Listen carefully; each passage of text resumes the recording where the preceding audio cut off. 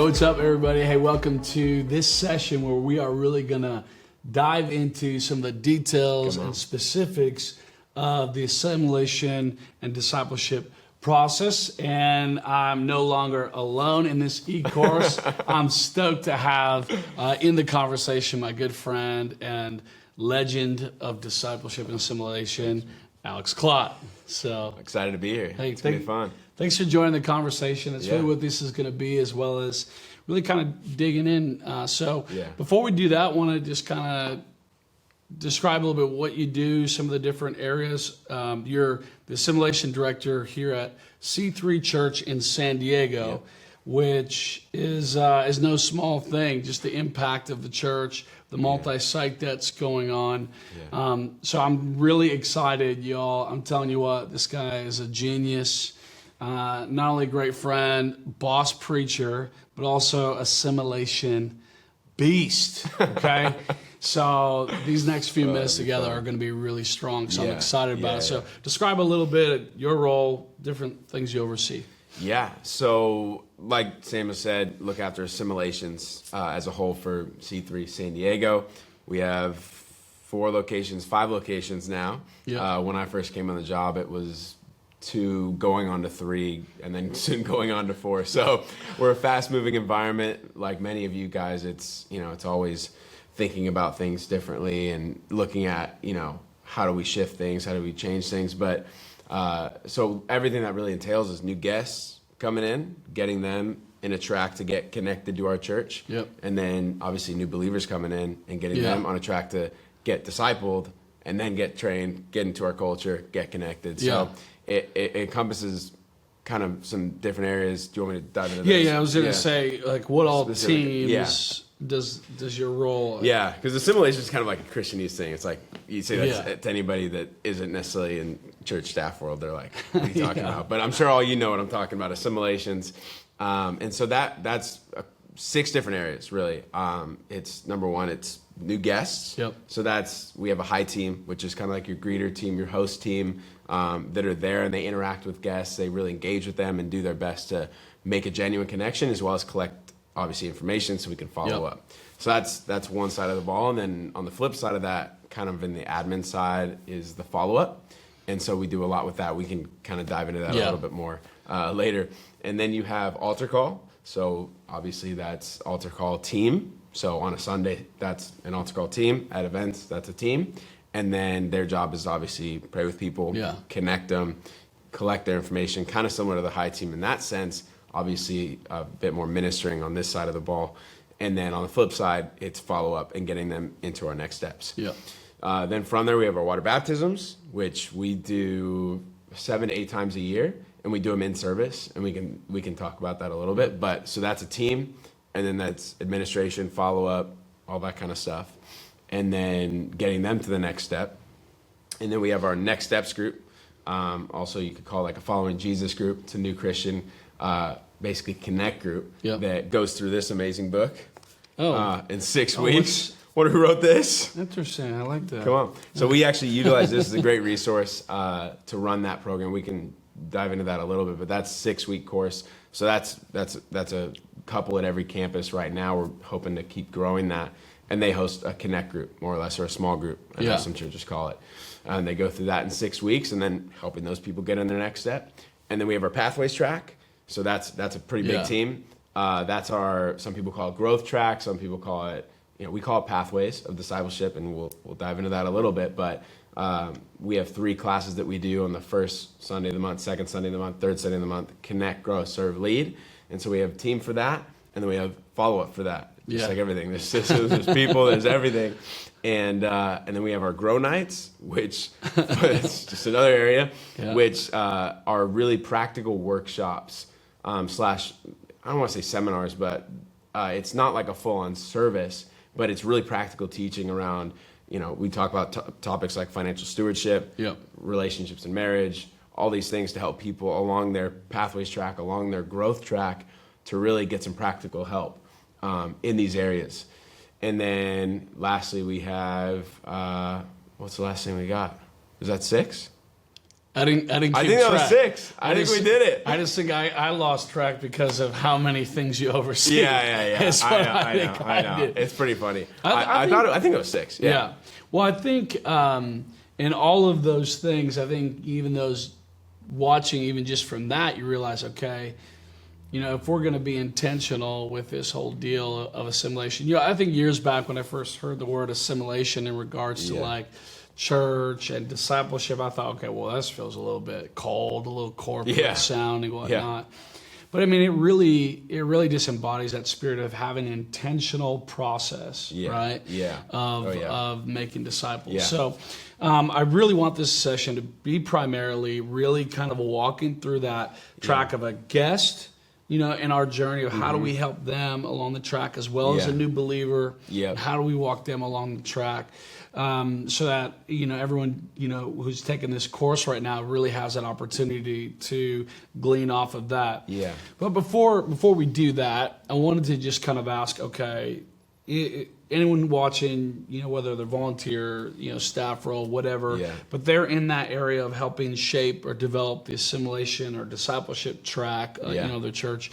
What's something you kind of encourage them with as they're kind of in this process? Yeah, I would say I think the biggest thing, even when I first came into this role, was understanding that systems do matter. We all have great people in our churches, and I think that's amazing. We need great people. We also need great systems. Yep. And so I think sometimes that can be neglected because of the fact, and some of that is, whether you're just at a single location or whether you're multi-site, things do change a little bit there in the sense that when you're at a single location, you can kind of lean and rely on some pretty incredible people to just kind of make things happen. Whereas when you do get to multi-site, you have to start thinking, okay, I can't just rely on, John here, I can't rely on Ben here, I can't rely on Sally here. Like, I actually have to create something that will reproduce itself. Yeah. So I think my biggest encouragement would be that we all have systems. It's just some are good, and we call them systems, or they're not very good because we haven't been intentional about them, and so we say we don't have any, but we all actually have systems. And so I think one of the bigger encouragements that I got when I first kind of got into this was realizing I had a great team, and I think we always will have great people in our church, but it's realizing my responsibility is to help develop the systems because my job is not to do the ministry, it's to equip the saints to do the ministry. Right. And so that requires systems. Whether you're a church of 500 or 50,000, whether you have 20 volunteers, you're like us, and I think in our areas right now, we get to look after around 300 volunteers just in assimilation throughout our campuses. Yeah. We have 100 and something guests coming in on a weekend, people saved every weekend, but I really don't think it matters where you are in that track. I just think it matters that you start right now. Yeah. I think so that's the good. biggest thing is you start right now. I think that's so good, and I think what I hope for those, whether you're fine-tuning, your systems that you already have, whether you're kind of carving out systems for the first time, one of the things what I like about what you're saying here, and we're going to talk kind of in general, we're also going to talk about the kind of the big scale of it, multi-site, but I think, those who are kind of carving this process out is to think, okay, maybe right now, wherever you're at as far as your stage of your church, you're kind of making it happen. Like you see, you got that one good guy, that good couple that's kind of doing it. But you actually we got to build the skill. You got to build for what's next. Build for, if you're a church of 100, you got to start building a system for a church of 200 rather than always kind of chasing kind of, the 8 ball, so to speak, or being behind the 8 ball. You go, hey, how do I really start carving out a process that facilitates the growth? That's it, versus kind of like scrambling, oh my gosh, our church is growing, now what? It's like, nah, hey, let's actually put into place, because that will actually, a really great assimilation and discipleship process is actually a key part of a growth strategy for a church. Yeah. Right? 100%. So let's get into it, shall we? Come on. We have a lot to be able to kind of cover. And work through, and we're going to get detailed in this conversation. We'll also have some downloadables that will kind of talk some of the overview, sequence step by step of the assimilation strategy. So that way you can kind of glean off of that. But let's get into it. I'll kind of let you take it away, and then we'll kind of engage a little bit as we go. But let's talk about our assimilation, discipleship kind of process. Yeah. And I think going into that, just understanding that our way isn't perfect. I don't think any way is perfect. I think we're always kind of figuring it out. And you don't have to use our way, but you have to use some way, and some system that builds the vision of the church. I think if you start with that, everything will work out.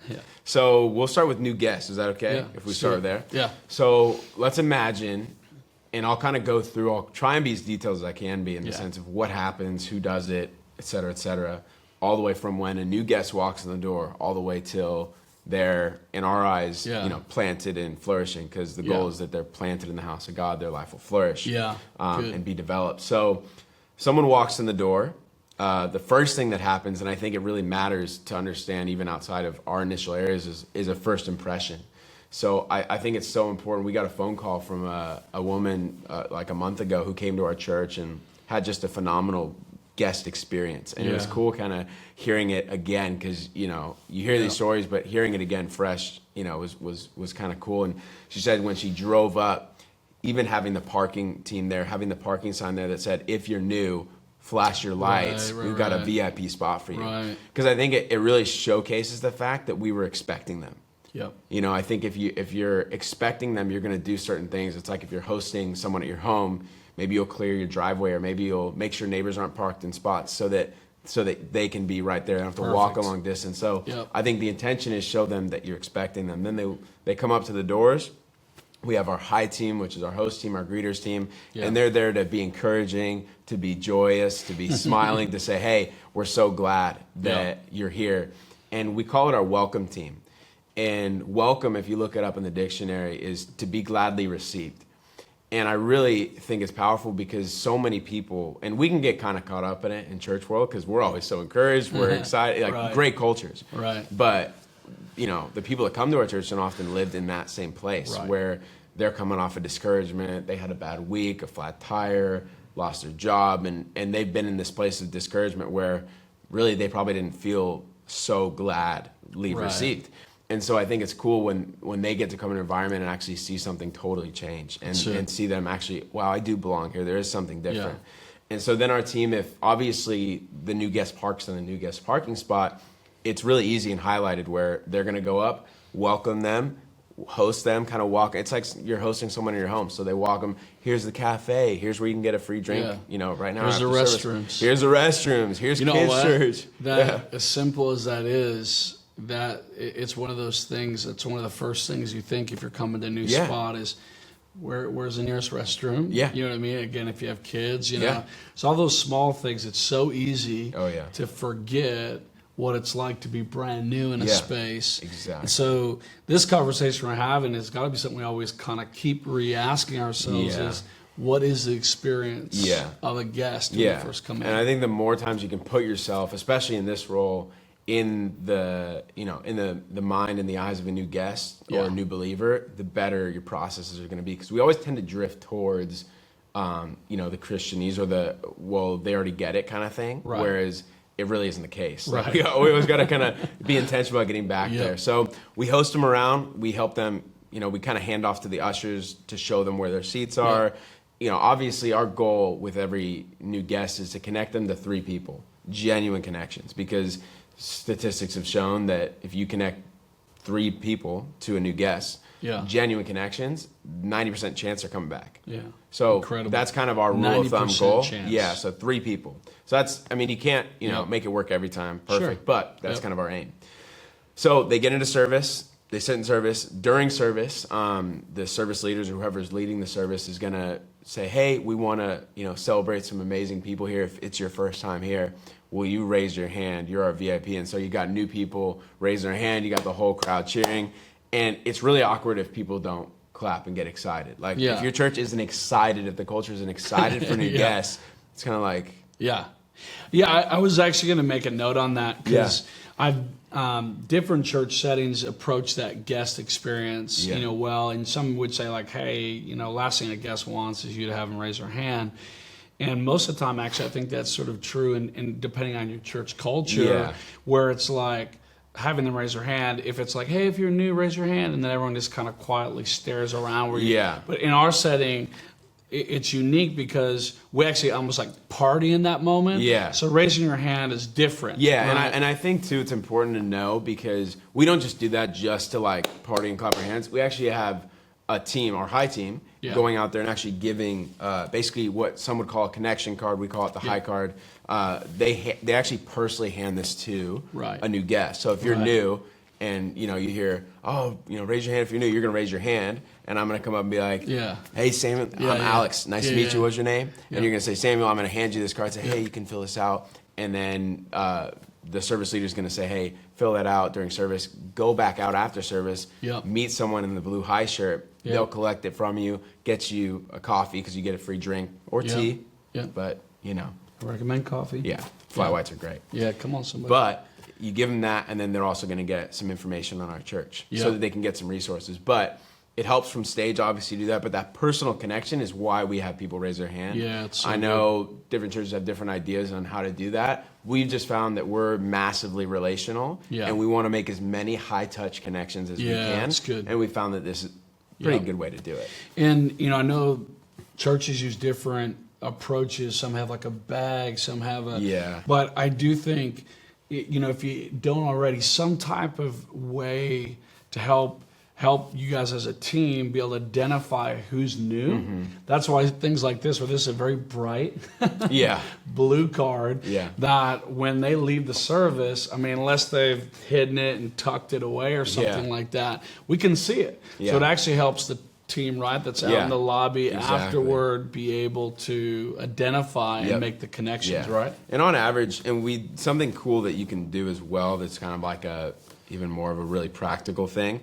On here we have 2 check boxes. Either I'm looking for a home church, or I'm looking for a church, or I'm from out of town. And our goal as a high team is to make sure one of those is marked. And we end up seeing about 30 to 50% people mark, I'm looking for a church, which is pretty cool, because then you actually know, okay, these people are like actively looking for a church. It's a way for you to really dial in your process to make sure those people are getting followed up with to the max in terms of high touch. That's good. Because you can't do, as you get bigger, you can't necessarily call every single person.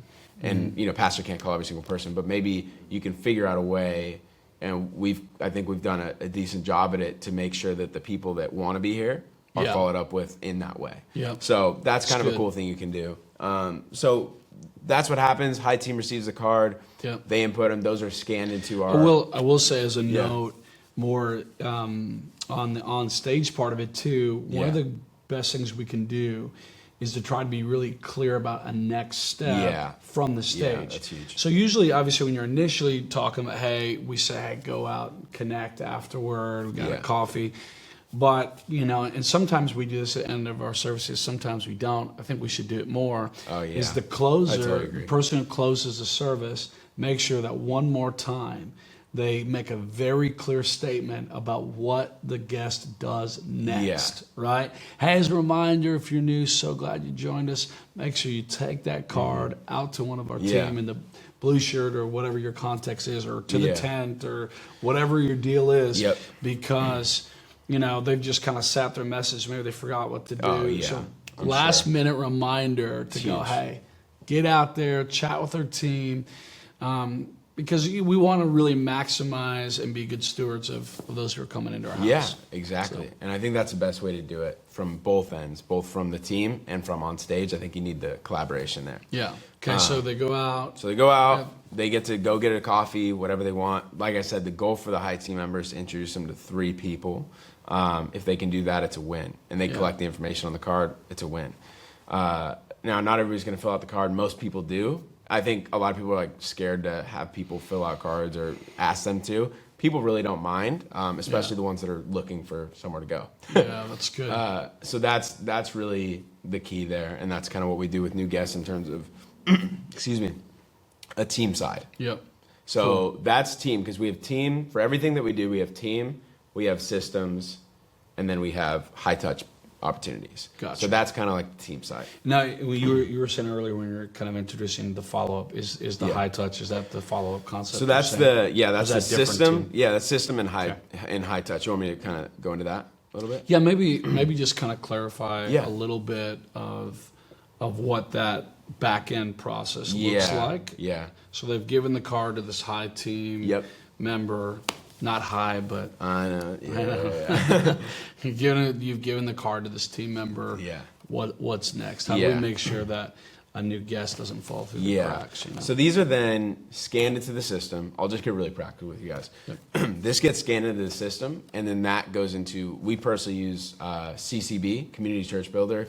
I know there's a bunch of different databases, or we can call them databases here. Obviously, you probably wouldn't do that to your church congregation, but it is what it is. We enter them in here, and then you have a system that you use, email campaigns. We recommend text campaigns. Yep. www.simpletexting.com is amazing. Simpletexting.com, like simple texting. Yeah, we'll have a list of we'll have all that there for you. But that's really been a really effective way for us. Most people are opening those, and then you just find a way to make an email campaign. Personally, for us, we've built out like kind of like a 6-week.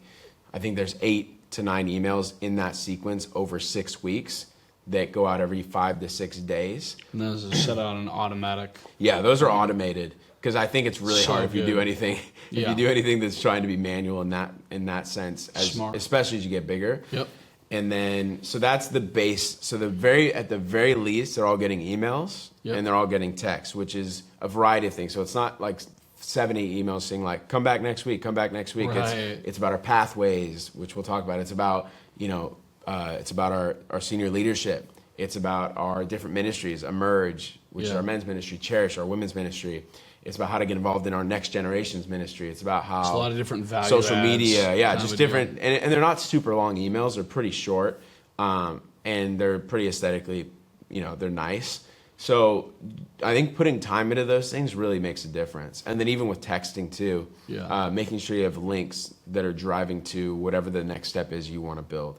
But I think just getting really clear on what is your next step, what is the pathway for that new guest to follow. For us, it's getting them into pathways. Yep. That's kind of our big thing. Okay. So is that what's next? You want to talk about pathways? Yeah, I'd say one last little thing that we do is we do have a team from every campus that we have. So if you're multi-site, it's a good way to keep it local and put responsibility on like local leadership to follow up with the people that came to their campus or their site. Is for those people that did mark, I'm looking for a church, have them follow up via phone or text or something personal to those people. And so we send those out to our different location leaders, and they actually do that personal follow-up, which we found is kind of that high-touch opportunity. Yep. So that's kind of what we do. Yeah, you do that. You do that. My wife and I, for one of our locations, one of our services, we're the touch point to follow up with that crew. So. Yeah, and we found it to be pretty effective. It's, nothing's perfect, like we said, but it's just finding ways to capitalize on these different areas. So that's new guests in the sense of that's the first thing that happens. That's our initial follow-up. That's all. That's high team, and that's new guests. So that's that first pillar. Then what we really drive to, like you said, for new guests that we've assumed they were, either church hopping or they just moved here, they're looking for a church. They don't need that initial discipleship. They've kind of got those foundations down. Is going to be our Pathways classes, our Pathways track. We just call it our Pathways. And like I said, it's going to be the first Sunday of the month, the second Sunday of the month, the third Sunday of the month. And the idea is that we get to have an opportunity for new people to come and really find out, is this the church for me? Right. What do they believe about this? What do they believe about X, Y, Z? They can get their questions answered. Our goal is to help them get relationally connected. Yeah. And I can kind of talk about that, but ultimately go through these classes, go through these 3 Sundays, and by the end of it, have connection. So be known, and then feel needed. Because if you can get people feeling needed and known, I think you win. I think you win the, needed and known. Needed and known. How good is that? And so known is obviously Connect Group, our small group. We believe if people can take their masks off and feel like they're in a safe place to talk about, hey, this is what's really going on. This is really me. Not feel like they have to fake it anymore, and build that genuine, real relationship. That's a win. And then if we get them needed, so on our team, that's a win too, because then they feel like on purpose to, which they are, to be developed and used in the house of God to build His church. So those are kind of the two aims, of that track and of everything we do for new guests. And so the first Sunday is Connect class. It's about an hour-long class. This is kind of the booklet we have. If you guys do have questions about this, we're happy to share it with churches. We have no problem sharing with you guys what these look like, how they function, all that kind of stuff. But really, it just goes through different things. The point of Connect class is to get people connected to people, our church, and to God, really simply. And so it's a pretty awesome class that we have. And we recently made a change to make it more relational. Yeah, I like this switch we made. Yeah, because what we found is a lot of churches do it, and there's nothing wrong with it. We just found that we needed to get more relational, because as we grow bigger, once again, we have to get smaller. Yeah. And so what we found was we were doing a lot of class lecture style, where they had already sat in a preach. They already heard preaching. They already heard, they don't need another. What they need is to connect to people. And so we have these tables that we have about 4 or 5 people at a table. We have a table host, so someone from our Pathways team who's very relational, who's pretty much like a Connect leader, more or less. There to kind of facilitate the conversation. Love that. And it makes everything, it just makes it smaller. And even just seeing the shift of people wanting to stay there later, people getting plugged into Connect. We got so many texts just, this person's in my Connect group now, and this person's in this person. Come on, and it accomplishes the goal of discipleship, of getting people in that position to do that. So we use video as well, just because and this is good for multi-site, because when you're single location, you could probably have lead pastor there for a while. And then eventually, as you keep growing, they can't be in 10 places at once. So we found a way, and we just use video like this to have those principles, those things, that culture that you don't necessarily want to be interpreted in video format. And so we utilize that. And then we also have speakers sharing through principles, through personal testimony, personal story, which is a lot easier than someone coming up and having to try and preach or talk about things that maybe are just easier to do through story. So that's Connect. Grow is, and our goal at the end of Connect class is to help them get into Connect groups. That's really the main thing, and then come back for next week. Grow class, more of the same thing in terms of relational, diving into a little bit more about what we believe, in our church. And so we dive into that a bit more, and that's this green booklet that we got right here. The green one, and then you got the purple one, which is serve. So the grow, the goal is still, once again, get them into Connect groups, and then get them to serve class. And then serve class is where we actually do a gifts discovery test. We talk about, how God wants them to be connected to the house of God, but also be a part of building it.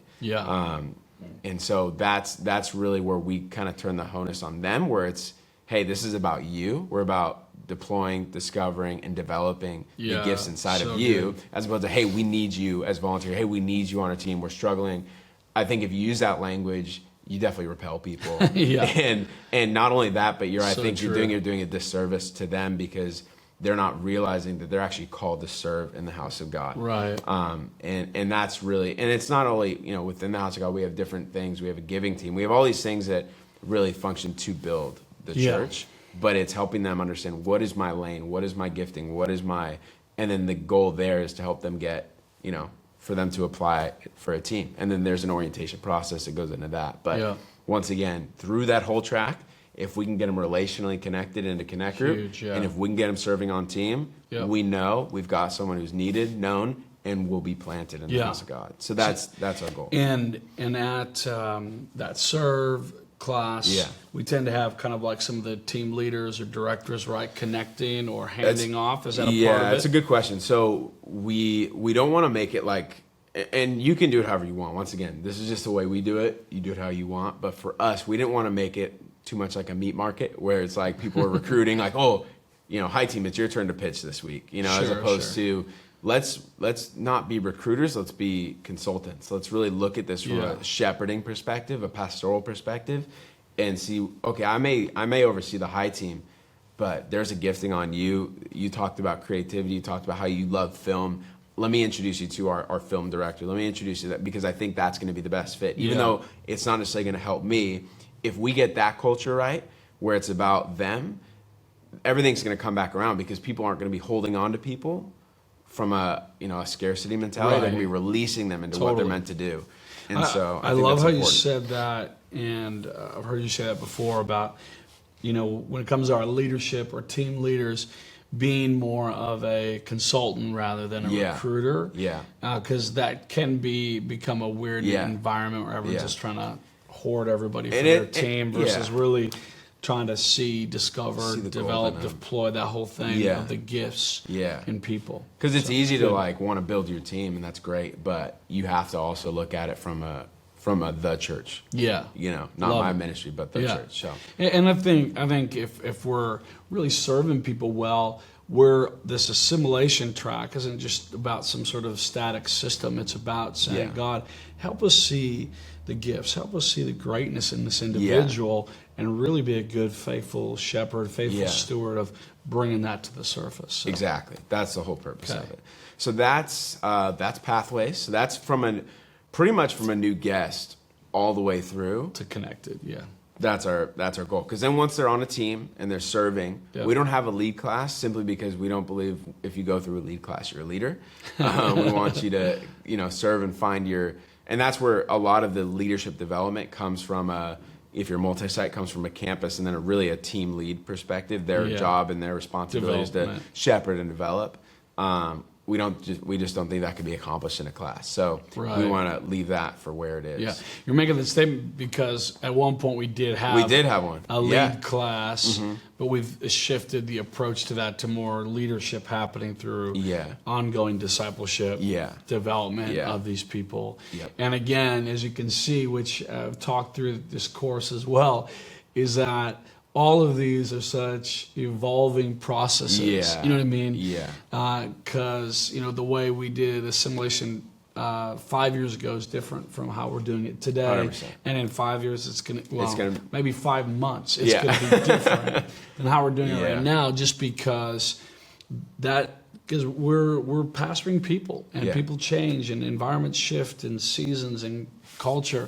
So we have to constantly kind of keep asking, what's the best, most effective way to keep people on that track of discipleship? And I think that's the burden of leadership in that sense, is you're always pushing, you're always driving forward to ask, what is the best way to do this? Because the way I've done it isn't always necessarily the way that the best way it could be done. So we always have to ask that question. We can't, just because something's working, it's great. You hit this, this gliding for a little bit. Yep.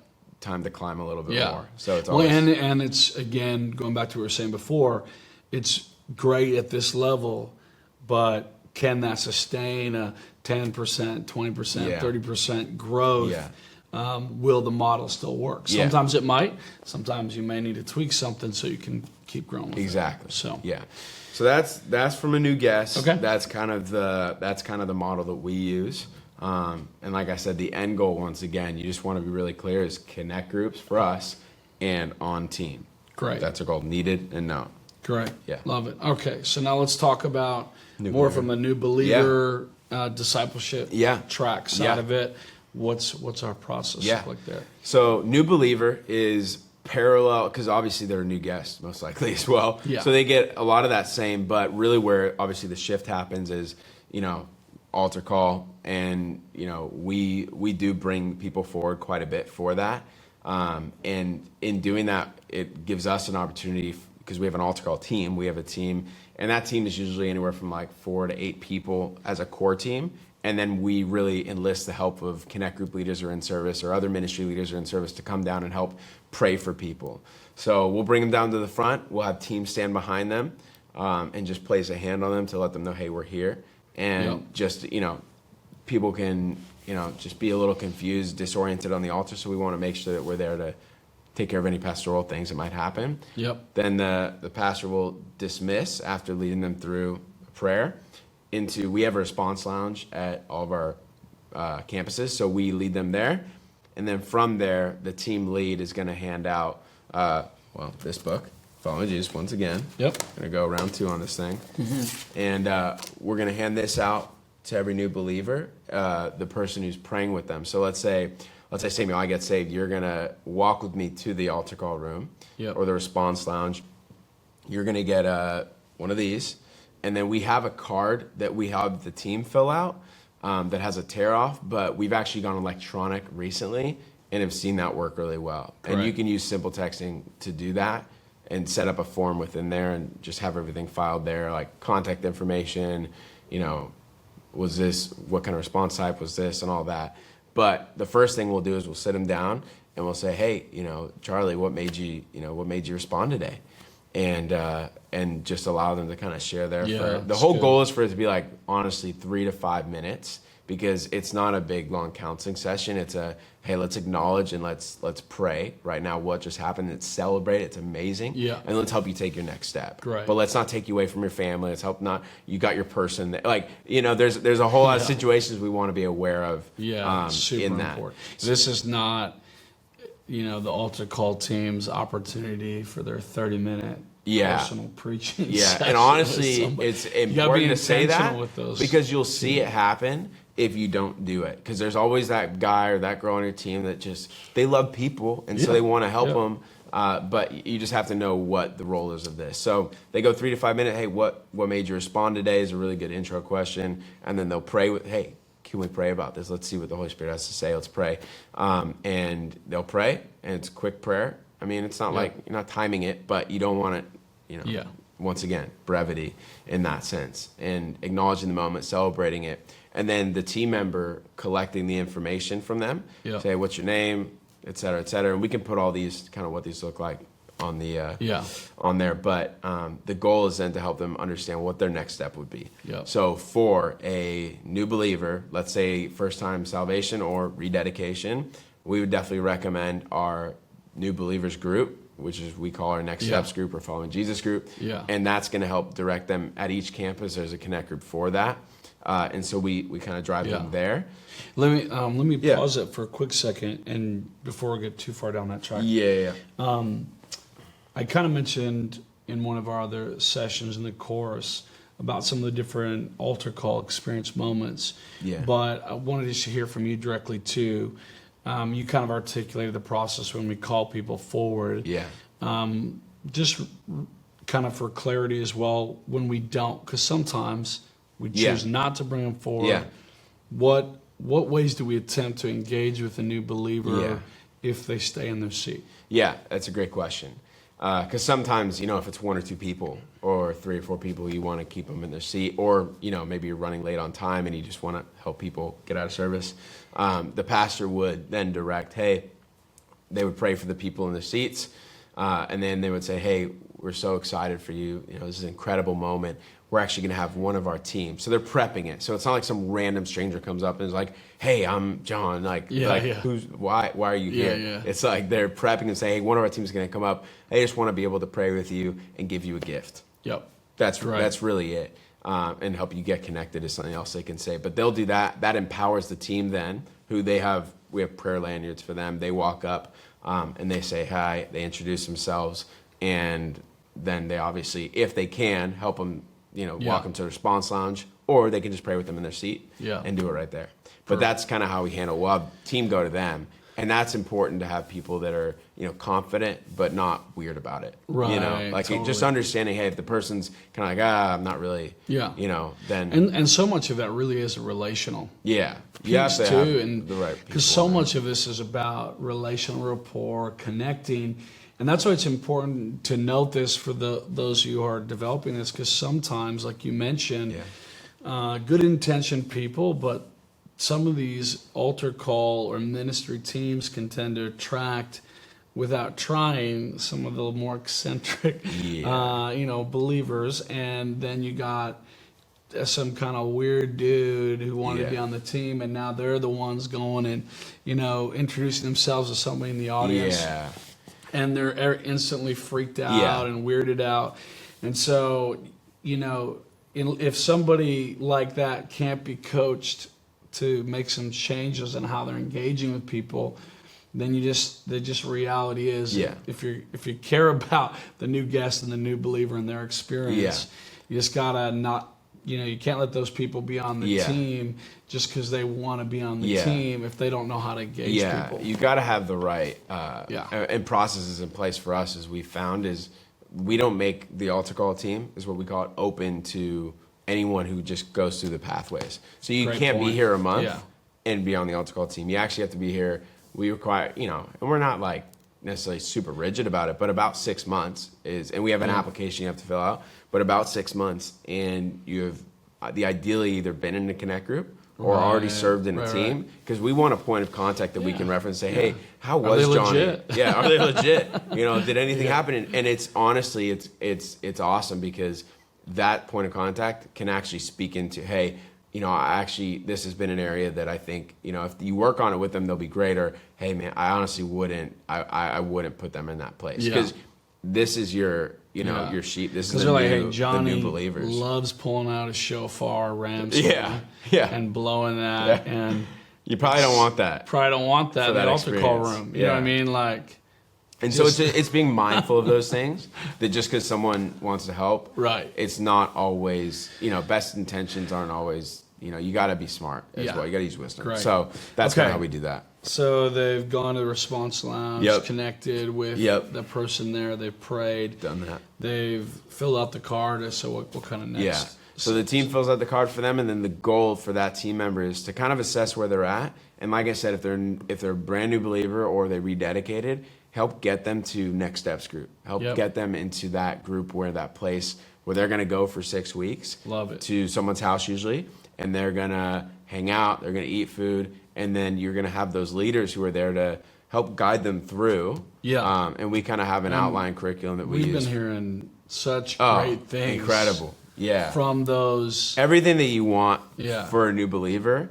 And it's not the end all be all. Like, it's not, you're not done with discipleship there, but you can accomplish so much in terms of foundations. And the first week is really just introduction, welcome. This is a safe place. We're going to have fun. This is what the next 5 weeks are going to look like. And then you go 4 weeks where it's using this book as a guide. And then also allowing a lot of question and answer. A lot of time where, hey, I'm going through this. What does the Bible say about this? Or, hey, what does it mean for me to like worship God? Like, what does that even look like? Or, hey, I'm living with my girlfriend. Like, what am I supposed to do about that? I want to change. Or, and it's really those things that we can almost forget new believers have questions about, but they need to be answered and they need to be addressed. And I think one of the things I love about the way we do that, and you really spearheaded that here, which was awesome. But one of the things I love about creating that intentional space, we kind of again talked a little bit about some of that in earlier courses, but a lot of times we way over assume a new believer and their understanding of the Bible, their understanding of how to apply the Bible to their life. And so we just kind of, a lot of times when we don't have some of these systems in play, people just, we get them kind of, hey, you got saved? Awesome. And then we just sort of like start moving on as if they understand how to do this life with Christ and how to actually apply the Word of God to their life. And so these are such key moments to provide that space to ask the questions, engage these topics that don't always just get hit from a Sunday morning.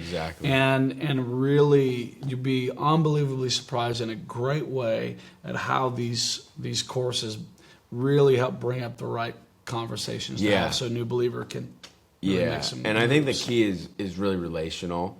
For new believers, it's so important that they're surrounded by people that can help walk them through this, because discipleship is, follow me as I follow Christ. Exactly. So I think that's been a huge win for us.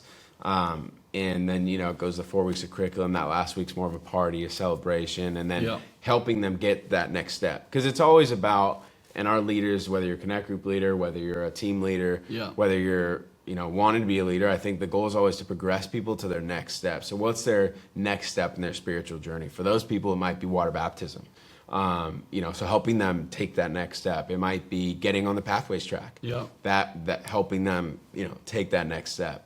So it's always what step are they at right now, and how can I help them take that next one? And so once again, kind of launching out of that class, their goal is, hey, let's get them in pathways and let's help get them in a normal routine connect group. Great. And that's what we've seen is worked pretty well so far. It's really so good. That's kind of that's that journey for a new believer. is kind of that, and then it flows into, like we said, pathways, and then those connect groups and needed and known, and you already accomplished a lot of that known, and they have more of a chance of sticking through than if you just kind of say, just go to pathways. Because there's a question that, and you may have it, but we get it quite a bit, is, well, should a new believer go to pathways first or next steps group? The answer is yes.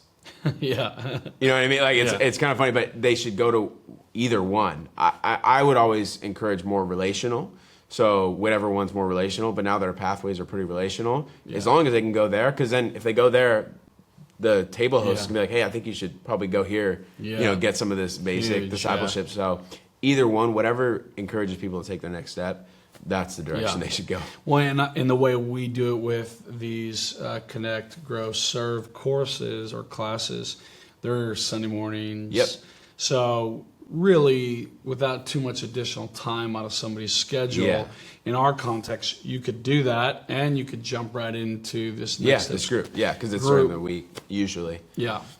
Man, this is so good. And I think you're seeing and hearing sort of this repetition of know what's next. Yeah. Clearly know what's next. Yeah. This is such an important part of the process of being effective at whatever your strategy is, whatever your process is, whether it feels like a 30-step, like from a behind-the-scenes standpoint of all the little links. Yeah. The key is knowing what's next. Yeah. And much of this stuff, on behind the scenes from a staff and team, we need to know what is this journey of assimilation so that I can always be aware of going, like, when I'm talking to somebody, like, oh, hey, have you done this? Yeah, exactly. Oh, have you gone through this yet? But from the new believer or the new guest, they just need to be able to clearly hear what's next. You know what I mean? And so we've got to keep helping connect those dots. And I feel like that's a theme not only in our church context, but any context where you're talking around the themes of assimilation and discipleship. That's one of those clear, consistent messages across the training board. It's got to be clear. It's got to, there has to be no question of what do I do now. We've got to make sure we hand the ball off correctly so that we can kind of keep people going through that process. So, again, as much of this as I can, we're going to have available to download on the course page here. But thank you so much for taking the time to help us walk through that, because it's going to be so helpful for everyone watching, whether they're fine tuning or it's brand new.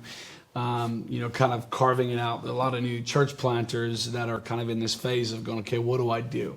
And I think, again, take this, boil it down to, just some real simple stuff. You may be able to do half of some of this. You may be able to do all of it. Yeah. You may have your own way of doing it, but get a system, get intentional with really stewarding and shepherding those God is sending. And when you do it well, when you're faithful with what God's given you, He's going to continue to entrust your church with increase and more. And we've certainly seen that at our church. The more we're intentional, God just continues to build and increase that. Hey, this is kind of wrapping it up. It's sort of fun to be able to close it out. Thanks here with you. And those who have taken this course, man, it's just been so fun to kind of go through this journey together with you. But hey, this doesn't necessarily have to be the end. If you want to kind of, one up this to go, hey, let's really get intentional, really want some outside perspective to drill down in with really kind of fine tuning or coaching, developing your systems and strategies around discipleship and assimilation. Reach out, let's chat, let's have a conversation, see what that next step might be for you guys as a church to really dial that in. As well as if you're not yet, many of you guys are, but if you're not yet using the Following Jesus book in your system, we've got some great, church bulk rate discount opportunities. And even all those who are going through this course, we've got a special, discount code for you guys, for those who are jumping in for your first order. So we're excited, praying for you guys, because this isn't just, some, 2008, millennial job that we all created of assimilation director, this is such a key role to effectively disciple and see the kingdom of God move forward. And ultimately, that's what we're doing, right? It's Matthew 28. It's going and making disciples. Okay, thanks for joining. Been awesome, and hope to talk soon, and we'll be in touch.